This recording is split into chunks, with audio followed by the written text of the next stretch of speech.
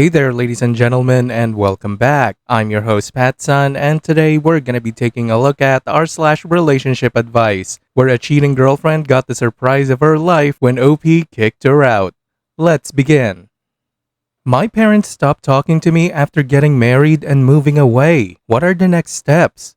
Posted by Reddit user Emily.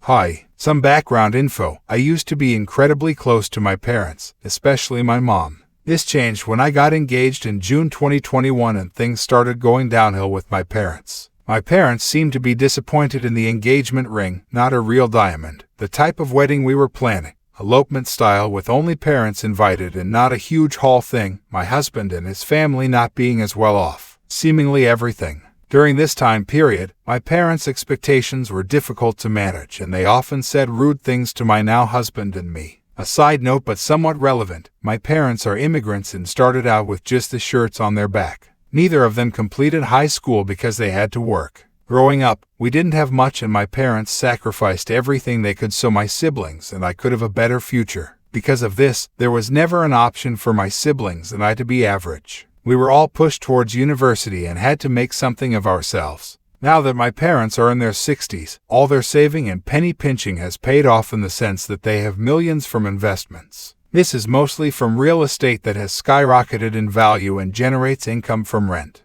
Back to the unfolding of events. During our engagement, my fiancé and I decided we couldn't afford housing in our high cost of living city. Renting and owning was too expensive. We told our parents that we're going to move to someplace affordable after we get married, but if they want to help us stay near them, we'd need help with a down payment so that we could afford a mortgage. My husband's parents said no, but that they'll support us in our move. Mostly because we'd need an incredible amount of money to have a mortgage that would be affordable on our salaries. My parents offered us one of their rentals at a slight discount. We were happy with the options but ultimately decided moving to a cheaper city was our best option. Plus, we didn't want my parents as landlords. This was the needle that broke the camel's back. In June 2022 we got married and in August 2022 we moved across the country to another major city that was much more affordable and had jobs in our industries. After moving, my parents slowly stopped answering my phone calls and texts. When they did answer, they were short and didn't have many positive things to say. Typically they'd just ask when we were moving back.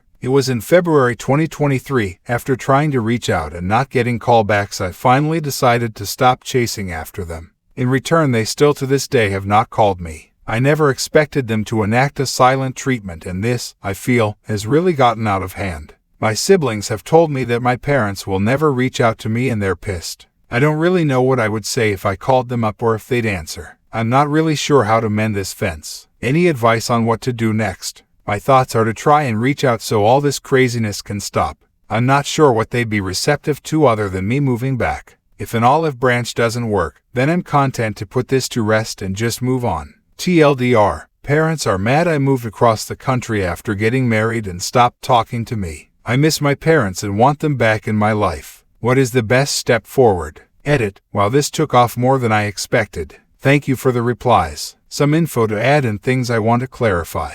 1. My husband isn't poor. He makes above the national average. However, to live comfortably in my hometown you need to possibly be a millionaire, an exaggeration. Average home price is $1.1 million, which would require $268,000 household income. 2. My parents moved to Canada as children with their families, not as adults. It wasn't their decision. OP, your parents will definitely try to get back in your life once you have a baby. Then they will demand to see the grandchild and act all confused when you're not comfortable with the entire idea. It's unfortunate, but that's the most likely scenario. Just extend an olive branch for now. And now for today's second story. How are things going for me? Posted by Reddit user Outside Apartment. So, like the title says, my girlfriend asked that we open the relationship, and I just pointed her to the door. Was it too much? I strongly believe that in a monogamous relationship, when someone asks to open it, well, it is because that person saw something else out there and is ready to try it instead of working in the relationship. Basically, blindsiding his or her partner. So I have been with Fran over the last 2.5 years, almost 2 as a couple. I thought that things were moving smoothly and was about to ask her to move in at the beginning of April, but lately she was acting rather distant. So I decided to wait a little and watch. I was cheated on the past, so I'm a little cautious with some signs. Out of nowhere this last Friday she asked me to open the relationship. She gave me all her big speech, and when she ended her presentation, I asked her if she has someone in mind, because it's not like we decided today and basically going out with other people tomorrow. Basically, I trick her into telling me what I already knew, and yes, she has someone in mind, which means to me that either she already did it or she has all set up. So I got up, walk around the apartment while she was trying to sell that this could be good for both us and our relationship. By the time she ended talking, I hand her one of my sport bag with all her stuff in it, and told her to leave the spare key over the table on her way out, that we are done and she knows why.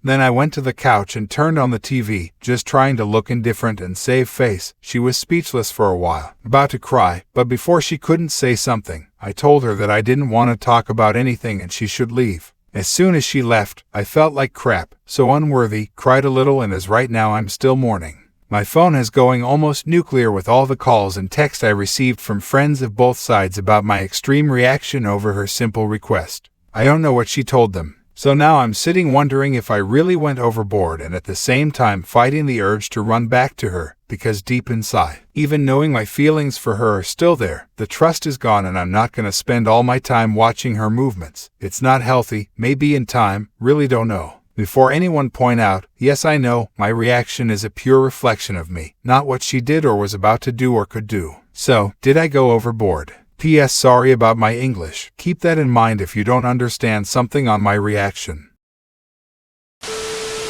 Now for OP's first update. First of all, thanks for all the replies and upvotes. It never crossed my mind that this post would have this much attention. I just posted to put my ideas in order and vent a little, and with the hope a few people would tell me if I went overboard. But I didn't expected the amount of replies I got. So many thanks to all for that. Some people pointed that maybe I went overboard, that maybe she wasn't aware of my position on the subject. I replied to some, but there were too many comments to get back to all. So to clarify, maybe a year back approximately, we had a couple of friends in a similar situation, and for like a month that was the main theme of conversation on our group of friends. And every time I said that for me is a big no, and if one person in a relationship need to be with other people, well, she or he should leave. About the friends trying to mend things up, well, they weren't totally aware of the situation. Yesterday after I posted here and with my ideas more defined, went to see a group of them and told them my point. All of them agree with me at different levels. Some of them wanted to let it go. Others wanted to burn her at the stake. Of course, a few girls in the group pointed that I could do things in a better way. And also there was a few questions about if could consider give her another chance. But for me the main issue is not feelings. I know that I love her, but the trust is gone and I don't want to find myself wondering all the time what she is up to. After I left, my friends talked to other people that weren't there and basically the waters have calmed. If you are wondering what she is doing, I really don't know. I got a few texts from her, but haven't read them yet and don't think I will do it soon. Anyway, I know it is not much, but this is all I got for now. Note: when I first joined this part of Reddit I didn't get what people get here by posting their relationship troubles, but I do get it now.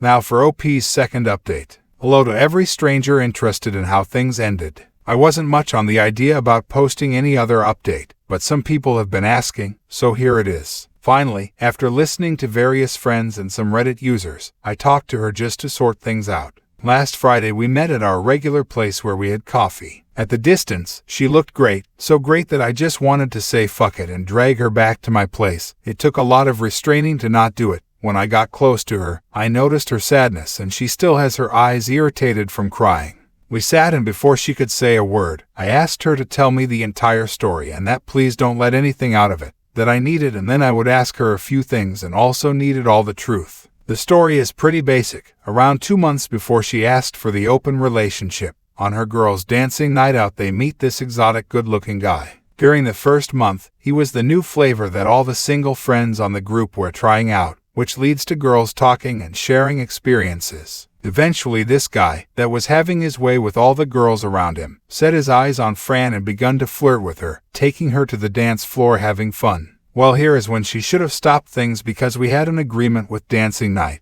that she would stay away from any guy because we guys are pigs and it is pretty rare that a guy just wanna dance. Anyway, because of the excitement she went for it, enjoyed the attention of this guy and had a great time dancing. Looking at the timeline, this was around the time I noticed that Fran was distant. Moving forward a few weeks, her friends were sharing more intimate stories about this guy and that got into her mind. She found herself fantasizing doing it with him. Also, he was trying to make a move on her too. But from what she told me, she didn't go for it because she was with me. Drinks and drunken friends are bad counselors, and once the idea of opening the relationship came out, they were over 2 weeks chatting about how to convince me that because long time ago I had threesomes and also swinged a little, I should be okay with the idea of open the relationship.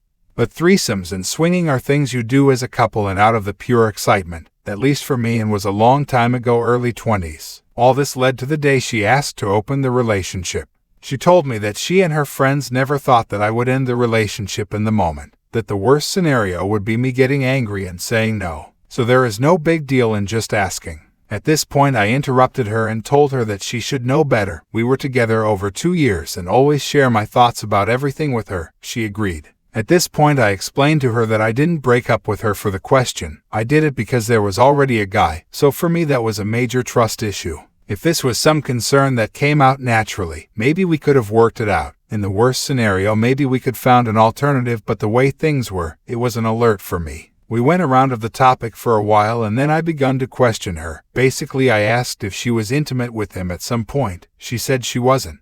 If she developed some feelings for him, no she didn't, and lastly, if she has seen this guy again, and that was also a no. Even if that is not much, that was a small relief. But I explained to her that I can't go back to her. I need to close this for my own health. Also, I told her that we share a lot of friends and I don't want to lose any of them because of this, and it wouldn't be fair to ask them to choose, so we can behave like adults and keep things friendly. If my friends take one side is because they want it, not because I asked them to. She said how sorry she was, that if she could, she would undo everything, but she knew it can't be done. She was about to cry. I was also too. So it was a good moment to ask for the check and leave. I walked her to her car, opened the door for her, just a habit of mine, and she started to cry. I couldn't help and hug her. We stood there about 10 minutes. When she calmed, she got into her car and drove. I was in shock, went home, grabbed my camping gear and drove to the mount and spent all the weekend there to clear my mind. Early this morning, I was driving back to the city and at the moment, my phone grabbed signal. It got flooded with messages from friends and family, all worried because basically I disappeared without telling anybody. I texted back to everyone saying that I was okay, that I went out camping and at the moment was driving to work.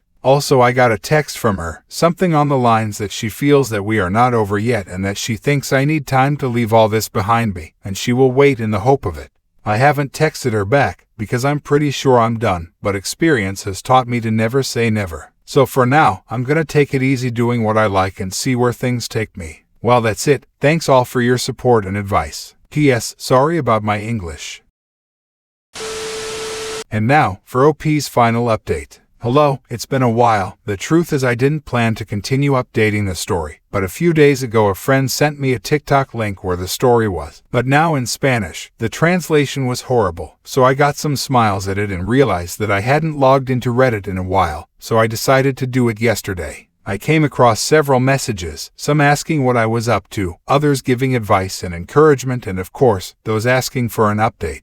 I decided that it would be easier to write here than to respond individually to each of you. Well, here it goes. After almost a month and a half revolving around the matter, I still didn't have things very clear, but fortunately that's what best friends are for. I had a conversation with Clau and her husband Pete, my two best friends. Clau is like my little sister and Pete is my best friend since college. After a while talking, Clau put on her serious face, "That's strange, he's always smiling," and told me, "You have to let her go. You know very well that in your head you will always be wondering what happened, and if you are really all that she wants, and regardless of whether that's the case, you'll never be sure." She also said something about how the only reason I haven't let her go is because I don't want to be alone. To be very honest, all of that is true. It was hard to hear it, especially because it came from the woman who I still see as that little girl I took by the hand to school, and for some reason, I couldn't stop wondering when she became more mature and wiser than me. Funny note, I jokingly asked her when she had matured more than me. She laughed and told me that I stopped maturing at 15 and that she had caught up with me when she turned 10. We have 5 years difference. Anyway, back to the story. I gave the situation a couple more thoughts that week and went to talk to Fran, my now ex-girlfriend. I just told her that clearly at this moment in life we wanted different things and that it was better for each of us to continue on our own way without resentments or bad feelings, and I said goodbye. Clearly, she didn't like what I said and she got sad, but well, she has to process her emotions and I have to process mine. I was in an emotional low for a while and I focused on work, but things have slowly improved. No, I'm not seeing anyone and I have no intentions anytime soon. I think it's a good opportunity to behave like an immature 15-year-old in the body of a 43-year-old and play video games, go camping and be the envy of every one of my friends whose wives or partners don't let them go out to play. And that's it. Thank you for your interest in my story, your advice and good wishes. P.S. Like always, sorry about my English. You handle this really well, OP. I'm glad that you dumped that hoe, and it's nice to see you doing so well for yourself. Thank you for giving us an update, man. Stay strong and keep moving forward. Viewer support is the best way for me to remain independent and continue bringing you these daily videos, which will always be here on my channels for you to watch absolutely free. So please consider subscribing to me on Rumble and on YouTube. Both will be linked in the description box down below. Thanks for listening, everyone. If you even somewhat enjoyed today's story, make sure to give this video a thumbs up, and if you really like it, consider subscribing to PattSun to never miss a future upload. Stay strong.